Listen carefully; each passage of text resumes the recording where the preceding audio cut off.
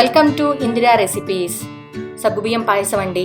అయితే మేము బెల్లం వేసి చేసుకుంటున్నాము పంచదార బదులుగా. చాలా హెల్దీ అండి. ఎప్పుడైనా మనకి కొంచెం వేడి చేసినట్టు అనిపిస్తే ఈ పాయసం చేసుకొని తాగండి. వేడి అలా తీసేసినట్టు తగ్గిపోతుంది. చాలా ఈజీ కూడా, ఒకసారి ట్రై చేయండి. సగ్గుబియ్యం బెల్లం పాయసం చేసుకోవడానికి కావాల్సిన పదార్థాలు: మేము ఇక్కడ 1 గ్లాసు లావు సగ్గుబియ్యం తీసుకున్నామండి. ఏ గ్లాస్తో సగ్గుబియ్యం తీసుకుంటున్నారో అదే గ్లాస్తో 1.5 గ్లాస్ బెల్లం తరుగు తీసుకోండి. 1 గ్లాస్ పాలు, 2 యాలుక్కాయలు, చిటికెడు ఉప్పు.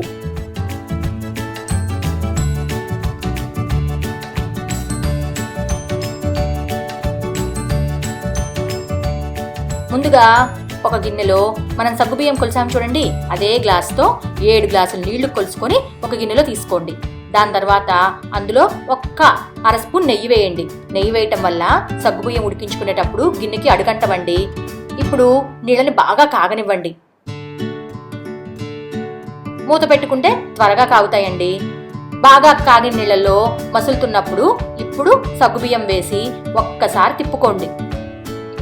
ఫ్లేమ్ని మీడియంలోకి మార్చుకొని మధ్య మధ్యలో తిప్పుకుంటూ ఉడికించుకోండి. 1 సగ్గుబియ్యం అయితే 7 నీళ్లు. ఇది సగ్గుబియ్యం పాయసానికి కొలతండి. మీరు ఎంత క్వాంటిటీలో చేసుకున్నా ఇదే కొలతండి. సగ్గుబియ్యాన్ని మధ్య మధ్యలో తిప్పుకుంటూ ఉడికించుకోండి. మనకి సగ్గుబియ్యం ఉడికినాయో లేదో తెలియాలి అంటే 1 గరిటె సగ్గుబియ్యం తీసుకొని ఒక బౌల్లో కొంచెం నీళ్ళు తీసుకొని దాంట్లో వేసి గరిటెతో ఒకసారి కిందకి మీదకి అనండి. ఇలా అన్నప్పుడు సగ్గుబియ్యం అంతా మనకి ట్రాన్స్పరెంట్గా కనిపించినాయి అంటే మన సగ్గుబియ్యం పర్ఫెక్ట్గా ఉడికినట్టేనండి. మనకి ఒక స్టవ్ పైన సగ్గుబియ్యం ఉడుకుతున్నప్పుడు వేరే గిన్నెలోకి బెల్లం తీసుకోండి. అందులో 1 గ్లాసు నీళ్లు పోసుకోండి. స్టవ్ మీద పెట్టుకొని బెల్లం కరగనివ్వండి. బెల్లం కరిగిన తర్వాత వడకట్టుకుంటూ ఉడుకుతున్న సగ్గుబియ్యంలోకి పోసుకోండి.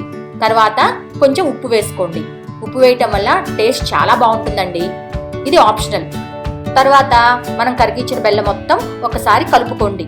మూత పెట్టుకొని స్టవ్ ఆఫ్ చేసుకోండి. బెల్లం పాకం రావాల్సిన అవసరం లేదండి. తర్వాత స్టవ్ పైన ఒక కడాయి పెట్టుకొని దాంట్లో కొంచెం నెయ్యి వేసుకొని జీడిపప్పులు, ఎండు ద్రాక్ష, యాలుక్కాయ పొడి వేసుకొని అవి దోరగా వేగిన తర్వాత పాయసంలో పోసుకోండి. మనం పాయసం తాగాలనుకునేటప్పుడు కాచుకొని గోరువెచ్చగా ఉన్న పాలని కొంచెంగా కలుపుకోండి. చూసారా ఎంత ఈజీగా చేసుకోవచ్చో బెల్లం సగ్గుబియ్యం పాయసం. ఒక్కసారి ట్రై చేయండి.